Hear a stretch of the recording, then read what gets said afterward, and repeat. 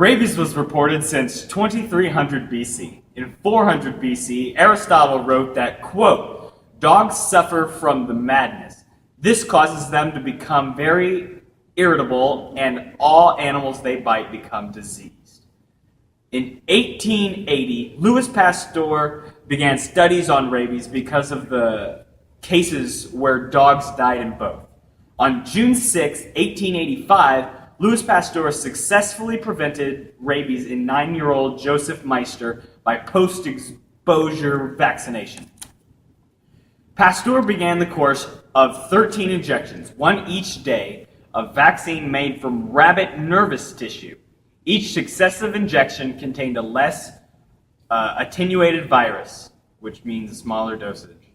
On March 1st, 1886, Pasteur presented a paper describing his results of using his new rabies vaccine in 350 people.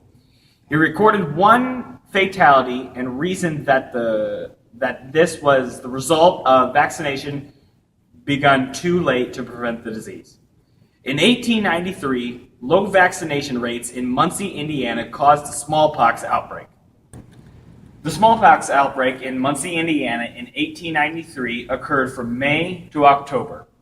Of all the 140 people who got the smallpox, 20 of them died. 13,000 people were vaccinated during the outbreak. They quarantined the city. They fumigated the mall. They canceled public gatherings, and they made everyone get compulsory vaccinations. The compulsory vaccinations attributed to the non-spread of the disease by attacking the virus and preventing the spread of the disease further. A vaccine works by preparing the immune system for a future threat by inserting a weakened or dead germ to be recognized. The immune system constantly scans the body until it finds a germ. When recognized, the immune cells start to defend the body by creating an army of antibodies. Since there is little threat, the immune system quickly disbands, but memory cells are left over to fight the germ if it becomes present again. Yep. Go. In December of 2014, the United States experienced a large measles outbreak. The outbreak started in California in the Disneyland amusement park in Orange County, California. The first people who contracted the measles in this outbreak reported that they had been to the Disneyland park between December 17th and December 20th of 2014. As of February 6th, 2015, 114 people have reported having the measles. 99 of the cases were reported in California, 7 were reported in Arizona, 3 cases in Utah, 2 in Washington, 1 in Oregon, 1 in Colorado, and 1 in Nebraska. Along with all of the cases in the United States, 1 case has been reported in Mexico from a child who went to the amusement park on December 17, 2014. As of now, there is no patient 0 case to be reported, but it is clear that a person visited the Disneyland park during the infectious period of their sickness. It is good to keep in mind that in the year 2000, the United States declared that the measles virus was eradicated, and for a disease to be considered eradicated, there has to be no reported cases for 12 consecutive months, which was achieved by the effective measles vaccine. People still get measles today, usually from travelers that enter the country. The reasons for the rising numbers of the virus is due to less and less people being vaccinated. This is the largest outbreak of the measles since 2011, which had around 200 cases reported in the whole year. And in this outbreak, there's been 114 cases reported in over just 2 months. This outbreak has started debates and conversations about vaccinating and whether the government should mandate some vaccinations. So once eradicated, viruses don't come back like the measles has.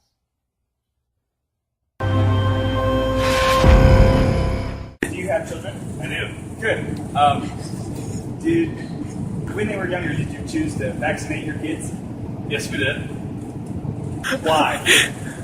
I think it's important to keep kids safe. It stops the spread of very dangerous diseases, and I don't believe that the benefits far outweigh the risks. I think the risks are very minimal, and the ones that I hear about, I understand basically not to be true, like autism. Do you have children? Yes, I do. Okay. Did you choose to vaccinate your children? No, Okay. Why do you believe in vaccinations? not all of them. Okay. Why? Like if I give them shots like vitamin B, those they make them sick. If they need them, why would it make them have a fever? Why would it make them not want to eat? I believe in the what is it called? The one like when you get a cut or something. Infection or? The tetanus. Oh, shot. tetanus shot. Yeah. I agree with the tetanus and chickenpox, but those are the only two. What myths have you heard about vaccinations?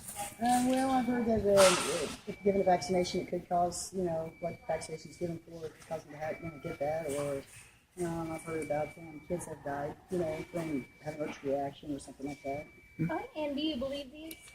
I believe that there's kids that have allergic reactions, but I don't believe it's widespread, it has nothing to do with vaccine. Okay, It's, and if you had children, would you vaccinate them? Yeah, I have 2 children, I've vaccinated both. Yeah. Okay. Well, thank you very much. What myths have you heard about vaccinations? Just maybe a lot of disease and different stuff, I guess. Do you believe those myths? No, not really. Why not? I'm 52 years old. We never got anything like that when we were growing up getting shots. Measles, mumps, whatever it was. Hello, sir. How are you? I'm great. How are you? Good. Good. Do you have any kids? I have 4 children. 4 children. Do you have them vaccinated? 2 are and 2 are not. Okay. All right. Why is that? Because of the 2 that are not is because their family were all chiropractors and they didn't believe in vaccination. Okay. All right. Good to know.